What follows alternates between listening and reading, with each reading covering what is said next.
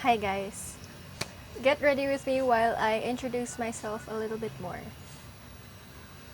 So first things first, syempre yung name ko. So you can call me G.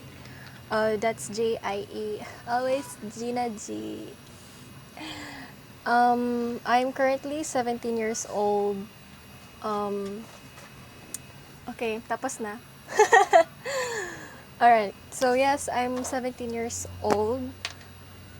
2008, kung curious kayo.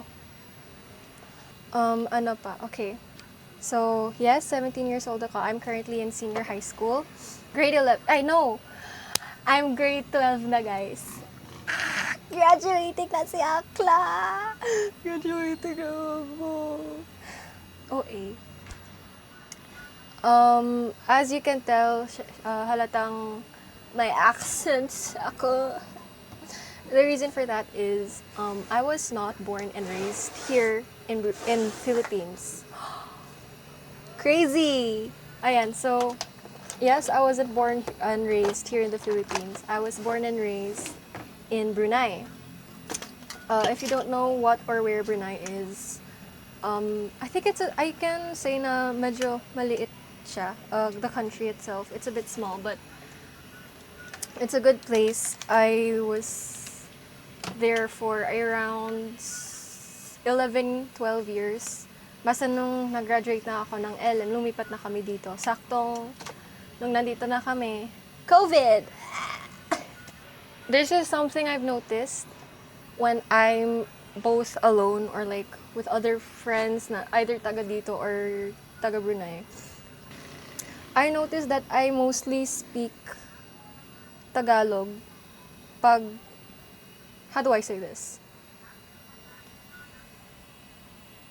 Pag Tagalog speaking yung kasama ko, mostly din Tagalog or Taglish yung response ko. Gets ba? Anyways, basta ayun. So, pag nakikita nyo sa mga videos, sa mga vlogs namin, ayan, I'm mostly speaking Taglish, imbis na straight English. Kasi nga yung mga kasama ko din, usually full Tagalog sila. Magsasalita. And I try to adjust naman. It's been 5 years. I have been learning Tagalog for 5 years na, and I'm still not fluent. But I'm trying. I promise you guys, I'm trying my very, very best to speak in Tagalog because, I'll be honest, medyo mahirap. I know. I can say that I'm somewhat good in Tagalog, just, conversationally. Pag yung talagang straight, formal Tagalog, definitely hindi ko kaya. Anyways, ayan. So, that's mostly more about me, an insight of ba't Englishera ako. Englishera ako, halata. Sino ka dyan? I started getting into fashion and makeup when, a bit later sa teens ko, parang 14, 15 years old. Basta grade 9 or 10 na ata ako nung, yes, in-embrace ko yung inner femininity ko. Anyways, where was I? Ayan. Moving on na lang. So, no, I am not mixed blood. Wala akong lahi. Talagang full Filipino ako. It's just that I can't speak. Anyways. And, ayan. I have 3 siblings. Ako yung bunso.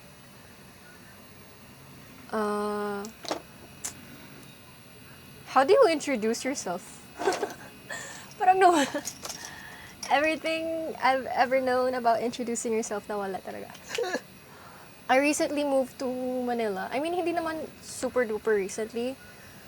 2024 December, lumipat na kami dito in Manila. And I've been making myself home since then. I'm currently in arts and design, same as when I was back in Baguio. Basically, first sem ko in Baguio, you know, arts and design. Second sem, arts and design pa rin. And ngayon, arts and design.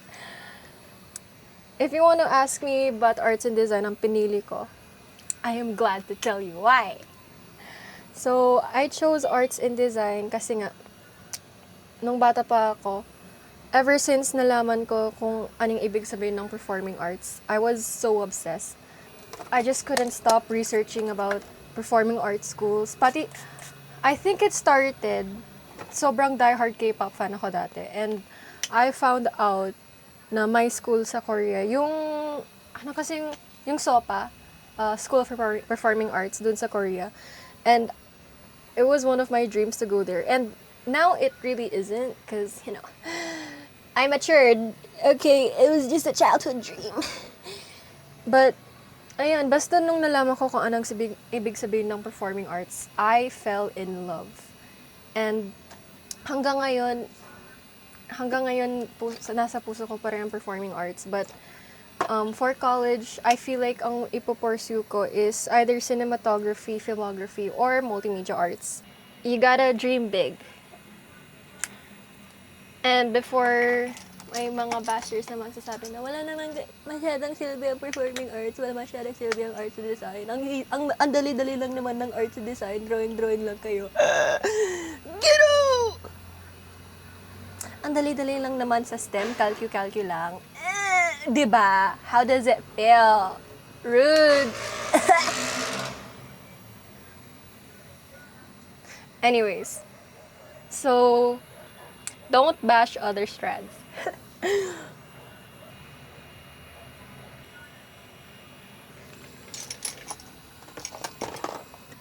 So, another question I get asked a lot pag sinabi ko na taga Brunei ako. Taga Brunei ba talaga? I mean, yes, but no. But anyways, kung like, why did I forgot to blend that one in. Like, why did I move away from Brunei? So it's simple, you know, yung dad ko kasi he's been living there for 20-something years. And yung mga kapatid ko kasi dito sila nag-aaral dito sa Philippines. And, you know, we wanted to be closer to them. Pati lahat ng mga relatives namin, lahat nandito sa Philippines. And, ayan, we just wanted to be closer, you know? So, ayan, nandito na kami.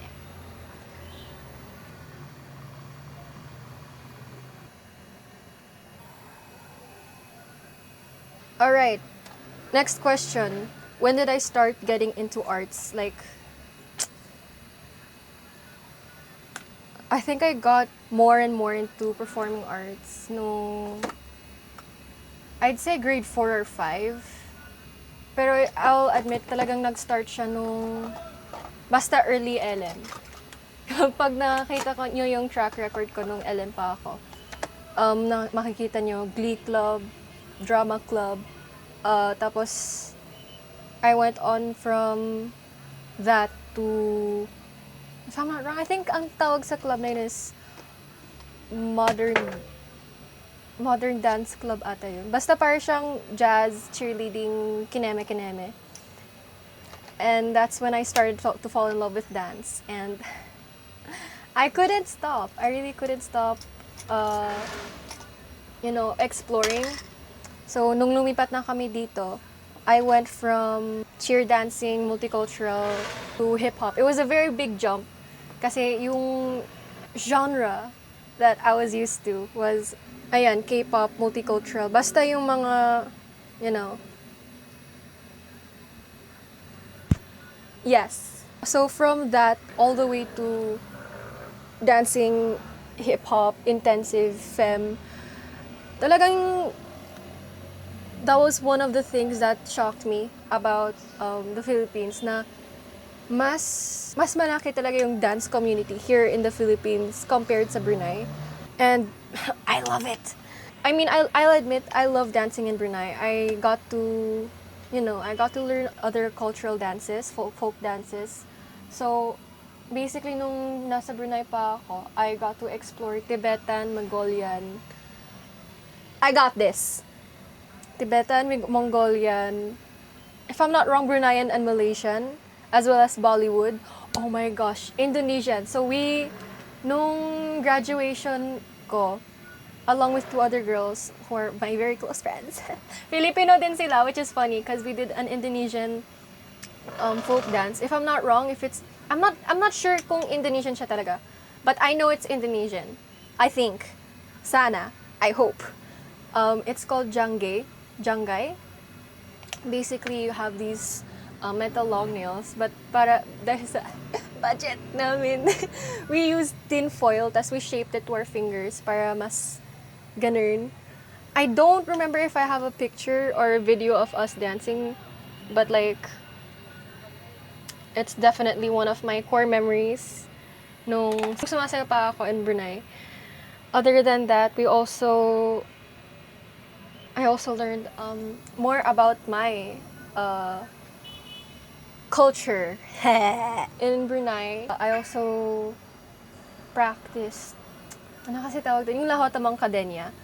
Sadly, we didn't have castanets, pero meron kaming like bamboo. We cut it in half, and then we'd snap them like this, but I couldn't do it because my hands were too small at the time. I think grade 4 pa ako noon, grade 4. So, my hands were small. And ayun, grade 4 ba? Parang grade 6 na ako noon eh. Basta, all I did was I just held the bamboo. Yung teacher ko, who was my dance partner, siya yung nag-carry nun. I'm sorry, sir. But Sir Joseph, he was my multicultural dance teacher. He is one of the best dancers I've ever met. I promise you guys. Talagang I really look up to him. He is such an amazing dancer. Currently, nasa Australia siya, if I'm not wrong. And yung passion niya for dance, it's just so unmatched. Kaya talagang I look up to him. I really appreciate him for giving me the nudge in the right direction na eto talaga yung pupursue ko. Kasi nakita ko na, ayan, dance is what he's pursued ever since. Kaya, yes.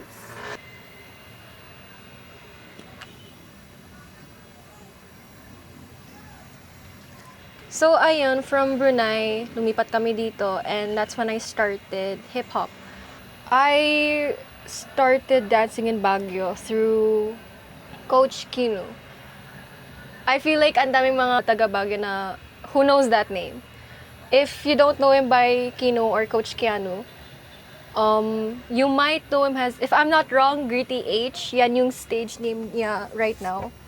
But talagang siya yung nag-introduce ng whoa, chill. Okay, get out! Coach Kino was the one who really introduced me to the world of dance dito sa Baguio. Dito, over there. Doon sa far away. And because of that, I really opened my eyes to dance na what I knew about dance, wala pang bare minimum yon. But so grateful talaga ako kay Coach Kino na he taught me these things. Tapos, not only that, because of Waya, I got to really, extend my knowledge, kung yan yung term.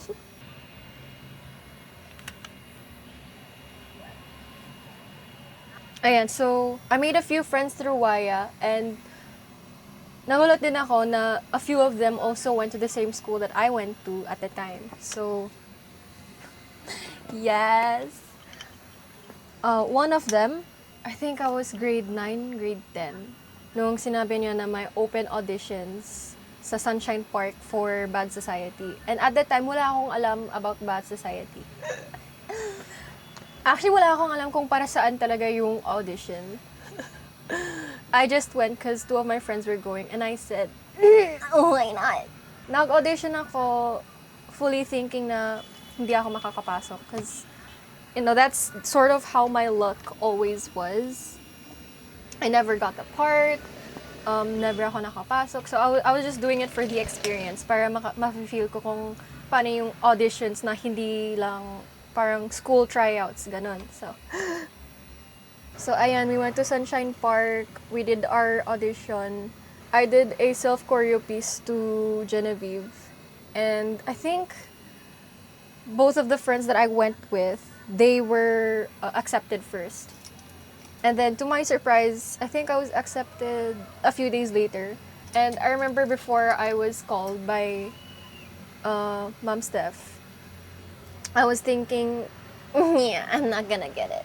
But then I did get it. And I was like, oh, okay.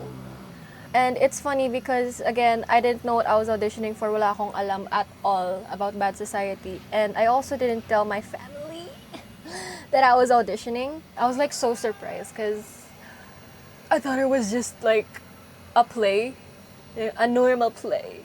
It wasn't.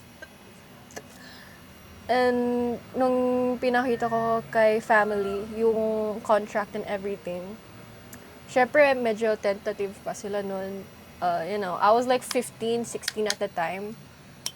So I understood why they were so hesitant to let me go. But in the end, they did. I love you, family. And ayun, that's my journey, basically. Before joining Bad Society, I did join like a dance competition, like Baguio-based siya, by Click 2600. Again, it was a self-choreographed piece, as everyone's was. That was my very first dance competition pala, outside of school. And I was a bit nervous.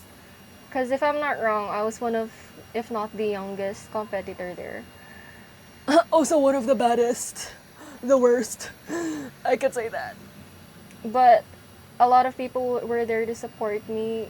Not just my coach, si Coach Kino. He helped choreo and train me, which I love him so much for that. I think that was also the very first time na nakita ko si Coach Didi. I remember nung nakita ko yung fit niya, basta super colorful yung fit niya nun. I was like, oh my gosh, she is so cool. Like, full-on baggy yung clothes niya. And I was like, gusto ko yung wardrobe niya. That was my very first impression ko kay Coach Didi. And to be honest, kahit alam ko na I didn't really do my best, I still tried. It was a good experience. I think I didn't realize na yan si Coach Didi until I saw her ulit sa Bad when we were training na for the show mismo. I was like, her clothes are so familiar. Tapos naalala ko bigla na baka siya yun. Because if I'm not wrong, Visionary was in 2020 something. 2023 ata yun. Or 2. Or 1. I don't know, man. Basta yun. And we were training na for Bad a few years after. So like, it really didn't click at first na si Coach Didi yun. And then, it did. I've been in a lot of dance competitions within the school din. Pati just dancing for fun, mga opening ceremonies, ganun. I've always seen dance as something that's not just a hobby. I've always wanted to do dance like as a full-time thing. But then I slowly had to face the truth and realize na, I have other skills that I can, pursue. That I can... What's the word? I have... you know what? I have other skills. Period.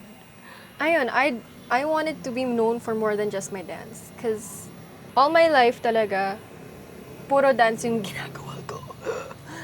And I wanted to, do something else. So that's when I realized that in arts and design, talagang pwede kong gawin yun.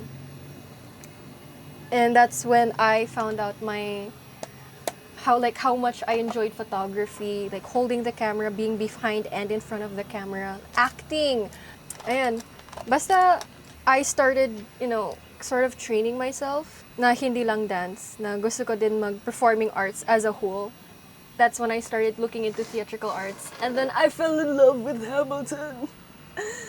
It's a theater kid right to become obsessed with Hamilton. So, ayan, Hamilton, Heathers. I fell in love with theater as a whole, and that's sort of why I'm here now. Ayan, so basically that's my journey, I suppose, from Brunei all the way to here. Parang talagang yan na yun. Yan ba yun? Yan na ba? I mean, it's not the end, definitely. I still have a lot more that I want to experience, a lot more to explore. But as of right now, I'm content with where I am. I've had a lot of doubts, like continuing with arts and design, because I saw how much better other people in my strand were. I saw that, and I felt that like maybe I should have chosen another strand, but at the same time, I can't imagine myself in another strand. I can't imagine myself pursuing a different career if it's not, on stage or behind the camera. I feel like, no, I'm certain, very, very sure that this is where I'm meant to be. And I mean, like, I've definitely had my ups and downs, like, being in arts and design, but I'm glad that I didn't shift. I'm glad that I didn't choose another career or like a different strand, because I slowly had to realize that this is where I'm really meant to be, and I'm very happy about that. So if you make me feel sad about it, I will cry. Anyways, this is the finished look. Recently, I got very into like lining my waterline. I look good. Anyways. Ayan guys, so this is the finished look. I hope you guys enjoy my yapping. If you want more videos like this, just me talking or introducing myself a little more, please do let me know by commenting below para I can do more videos like this in the future. Don't forget to like and subscribe, pati yung notification bell, pindutin nyo yan. Follow us on our socials, Ukay, Slay, and on mine. Ayan, so again, it's another day, it's another Ukay, Slay. Bye-bye guys!